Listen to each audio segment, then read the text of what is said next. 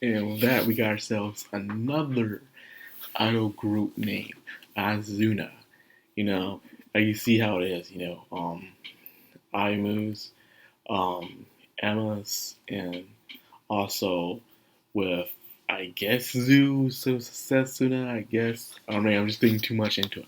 But the fact is that it's always good to get some nice idol performances in Nijigasaki. It's really good. And it's focusing on my favorite character, the student council president slash mystery idol herself, Setsuna. Her secret didn't really get out, which it would have been cool if her secret just got out by information, by video. That would have been nice. But the way they execute was good as well. But I would definitely like it better if it just got out over her knowing, and then everyone just knows about it, and she just don't know how to face it. So she's crawling in her hole, but we can't think about the what ifs. We got what did. So let's just focus on that. So now they're doing the film. People wanted to film the school idols doing their thing and stuff. So you have you also helping filming and others as well. The only thing I'm going to mention about this is funny how you spent the entire time in this episode filming everybody, but when she gets filmed herself, she gets super embarrassed. It's like, really? Wow. Talk about a taste of your own medicine. Now, for dropping that off, let's just talk about Tsuna and what's going on with the festival.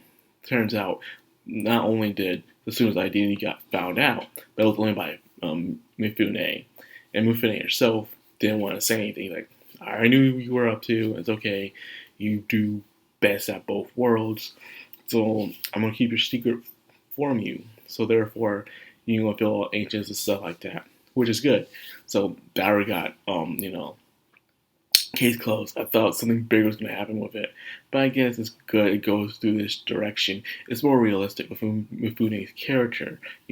She ain't as strict or was going to use as blackmail or anything like that. She's not that kind of character. So I guess it's the only way that things could have ended up, which I'm okay with. Still, I would like to think more dramatic, but that's just me.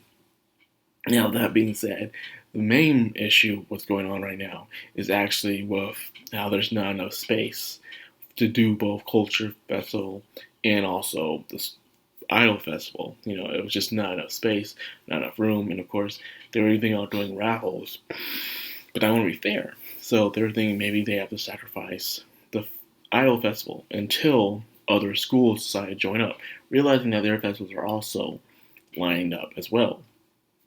So they decided maybe the best thing we can do is have it all together. Support each other. A giant festival, bringing all the events, all the domains, everything, the venues, just the performances, the whole shebang, man. So that worked out. It probably took a lot of work, especially with only a week to prepare. These things aren't easy to prepare, man. You gotta be very, very good, man, to get permission, plan things out, the spacing, the scheduling, the approvals. Man, the paperwork they had to go through just to get this to happen. They didn't show that part, of course, but I salute thee and those who do the paperwork of all this stuff. It's not, it's not hard. It's just a lot of writing and reading, and it sucks.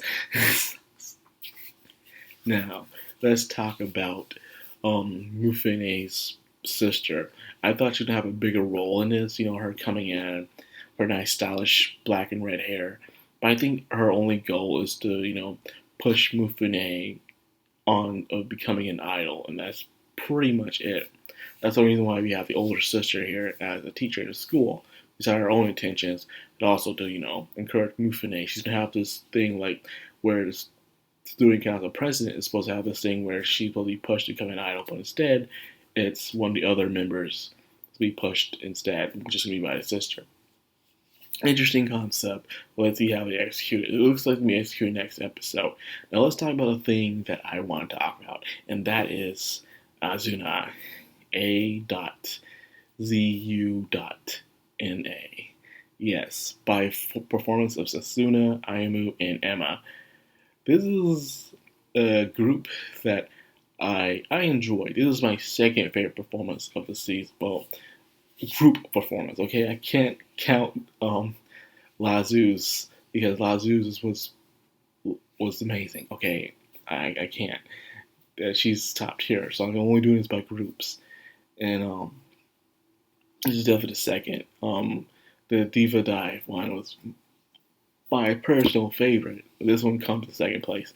The circus theme and everything else with it, it goes really nice with it.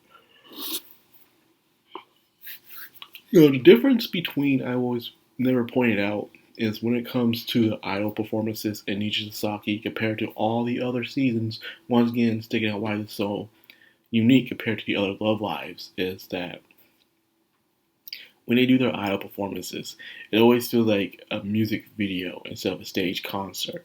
Yes, they're on stage and performing, but when they do it, you see them doing other things, montages in different dresses and other symbolisms you see when they're doing their performance. So instead of just getting a performance like you do with Muse or Arquez, or even ones from Superstar, which I cannot remember the name for save my life, it's completely different.